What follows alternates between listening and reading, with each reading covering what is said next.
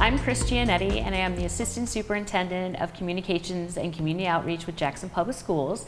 And today I'm here with Officer Dave Stallworth, who is our Resource Officer for Jackson Public Schools. Welcome, David. Thanks for having me. So today we really wanted to get into this conversation of what the relationship is with the Jackson Police Department, what resources you provide to us, and kind of how it all works together. Because at Jackson Public, we feel like this is one of our most important relationships in the community. Definitely. So what do you do? What do I do? Where do I start? As the resource officer for the school and the district, I ensure that we maintain a healthy working relationship with Jackson Public, but most importantly with the students within those schools. That's from elementary to the high school. So what that entails is ensuring that their safety is number one, their mental health and well-being is number two, and they feel like they have an outlet within a police department. Helps them kind of understand that all uniformed officers aren't bad, given the perception that they primarily see on TV. Allowing them to feel like they can come to me or another officer if they see them on the street and have a positive, healthy relationship to help them navigate through all situations. So when we talk about the elementary schools, is there specifically a police officer in-house, or do you rotate through the elementary schools? No, we don't have currently a liaison officer for the elementary schools per se. I do make my way to every elementary school and engage with the K through 5 grades, which is an amazing experience within itself, right? They light up your day. So I do make my way to each and every elementary school and engage, whether it's in the classroom, on the playground, at lunch, or doing their special activities. So. And I kind of think that sets them up for when they do get to middle school, where there is a liaison officer on site, correct? Correct. Yeah. In the beginning of me entering classrooms, it's super uncomfortable for the kids. They see the uniform and they're like, oh, the police is here. But as I engage in that classroom more often, they're like, hey, Officer Stallworth, how's it going? The questions kind of go towards, are you safe out there? I saw an officer drive by my house and I waved. Those types of statements start to happen, more frequent visits into the elementary school. And as they transition into middle school, they are more poised when they see Officer Johnson at the middle school. So the conversations are more healthy and geared towards thought-provoking conversations. And then at the high school, the engagement is, hey, what do I do if I'm pulled over? Hey, that's a great question. Here's how you encounter a police officer and interact with them when you're pulled over. Or what happens if, and I'm able to help them navigate through those situations and questions that they have. We started to have much more communication between the Jackson Police Department and Jackson Public Schools about community events that are happening real time, right? Like when there's something going on in the community, the police department is immediate to call us and say, hey, we're going to put this building on lockdown or secure mode simply because there's something going on in the area. And that has strengthened that partnership. But what I think is also interesting are the conversations we've had about what we call EOP, which is our emergency operation procedures. You guys are hearing things at a statewide level or a community level about what we should be doing as schools to better protect ourselves. And I think it really prompted us to start our EOP committee and do a lot more work in that area. Yeah, since I onboarded, I can see the transition of the EOP team. It has evolved drastically. As you brought up, I bring information that comes from the state level and say, hey, let's try this. This will be better suited for our district. More specifically, this building would benefit from having these things in place to help ensure the safety and security of our kids and staff inside that building. So the evolution of that through partnership has grown tremendously. Yeah, and I think, we do active shooter trainings with our staff, and simply because we understand that in a state of an emergency, everybody needs to be able to take care of themselves and the students they're with, right? Like, so it's not Correct. just going to be the principal in a perfect emergency, which never happens, right? Yeah. And, you know, one of the things I think that when you attend, and you have attended all of those trainings, and you speak to the staff, it almost has a secondary value to it. Like, listen, this is, when this happens, we're going to be right here because we know what you guys are doing, right? And I think that's really important. I mean, unfortunately for us, we had an incident, right, where, you know, we could see exactly what was going to happen in case, and thankfully it was a false alarm for us, but when we had a possible shooter in the building, how quickly everyone responded. And what we learned from that, right? What we've learned from evacuations, what we've learned from practicing these drills or having real emergencies is exactly, the debriefing that goes on between both entities afterwards helps a lot, because you don't know what you would do in an emergency. We can write all the books. We can, I always say every situation is great till you add people, right? So you just don't know what's going to happen. But I think as a community, we've been really lucky to have this relationship. Otherwise, we wouldn't be having these conversations. We just wouldn't. Exactly. And through partnership and continued dedication to the partnership, we learn from each experience we go through. You spoke to the false alarm of having an active shooter in the building at Jackson High School.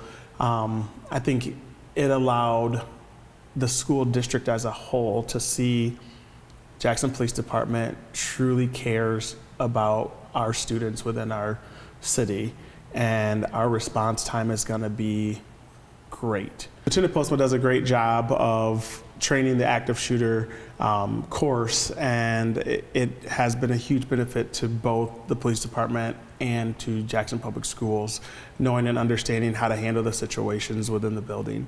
And we make sure it's individualized to each building, which is great. So we've had a lot of great feedback from that program that we offer to JPS free of charge. And we've taken away a lot of things. So as you talked about partnership, we are growing together through this process. Yeah, and I think it's really interesting too, because one of the things about the active shooter trainings is, we get asked a lot, why don't we do it with the kids, right? And a lot has to do with the trauma of it, so we already know when we do it with our staff, there are just some staff that this is very traumatic for, or can be, or they don't realize, what it really entails. And it's a lot of training on how to save yourself, save your students, whether you run, deny, fight, right? Those kind of things, and just giving them some tools to work with. And so during the year, we still do our 5 fire drills and our 3 what we call secure mode training, as well as tornado training still.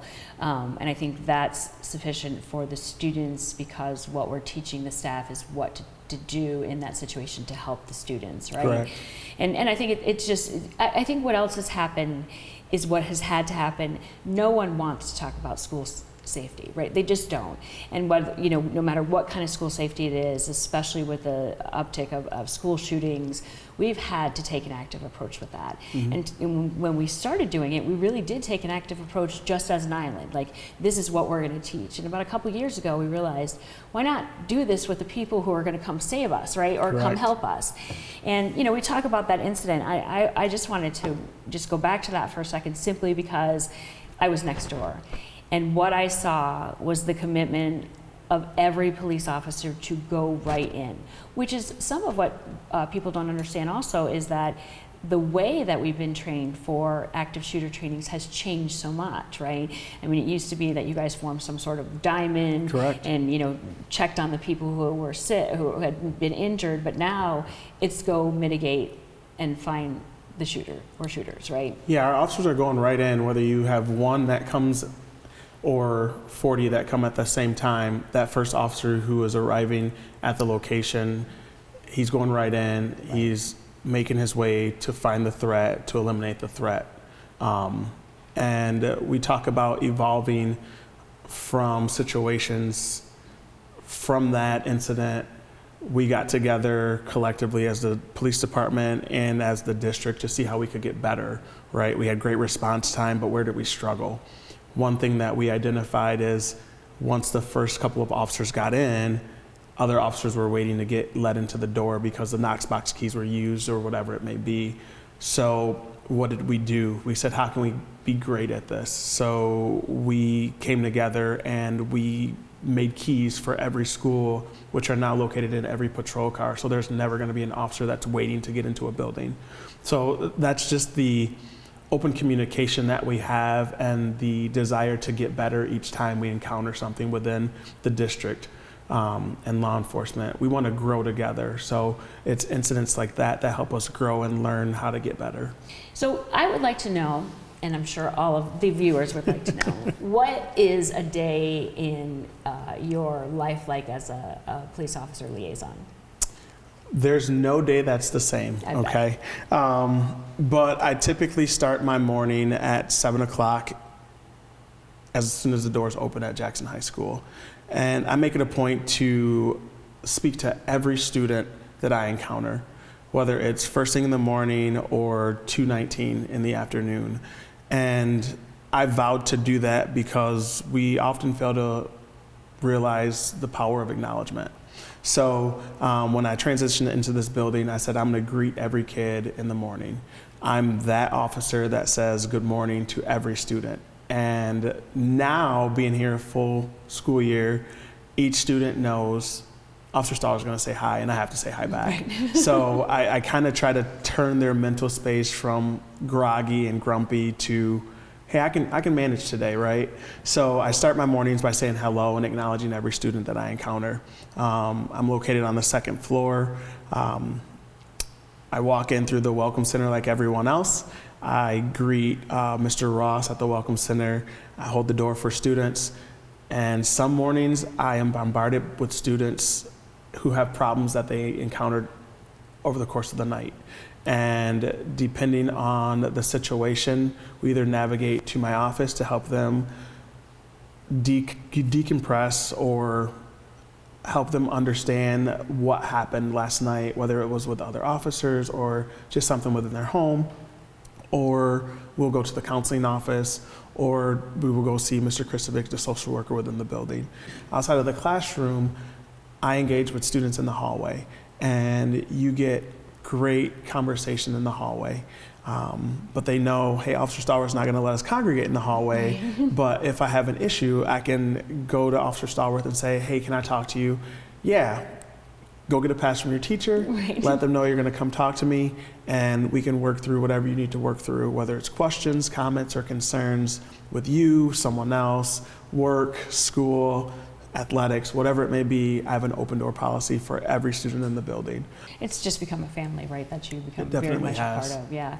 And we can see it, I think it's really interesting, and I think it's also brought some other programs that you've brought to the school to help, like the GREAT program and a couple other things. What kind of programs have you brought to the schools? So I've partnered with Mr. Lewis and Mr. Coffey for the mentorship program.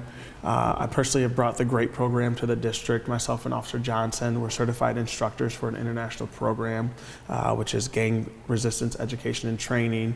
And we're able to go into elementaries and middle schools and teach them simple things like how to communicate through tough situations, how to deal with frustration, the importance of saying no to bad situations, how to come forward and have a tough conversation with an adult or a student, those types of things.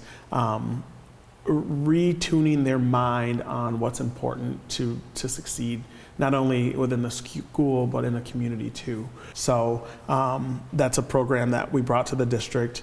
I'm looking to bring in a program to Jackson High School specifically for sophomores, juniors, and seniors to help them have a better understanding of law enforcement and gauge the interest level that we have at the high school level to kind of transition them into the cadet program for Jackson Police Department and then onboard them as full-time officers if that's their interest. So I'm kind of designing that program now. There's some Department of Justice programs that I'm looking at currently to try to see how we can merge the programs together and create our own program for that, because who polices better within the community besides people from the community, right? So if the students show that interest, I love those conversations because the Career Center offers a great program for law enforcement to get familiar with, but we want to get our own kids involved and be a part of it. Correct. Well, I think this conversation between just Jackson Public and what you do and the Jackson Police Department is important for our entire community to know that we are out there together working on the school safety for not just our students, our families, and our staff. So thank you very much for all you do. We really appreciate you guys very much. Thank you so much. It's been a great honor to be within the building and have an impact on the district. So thank you.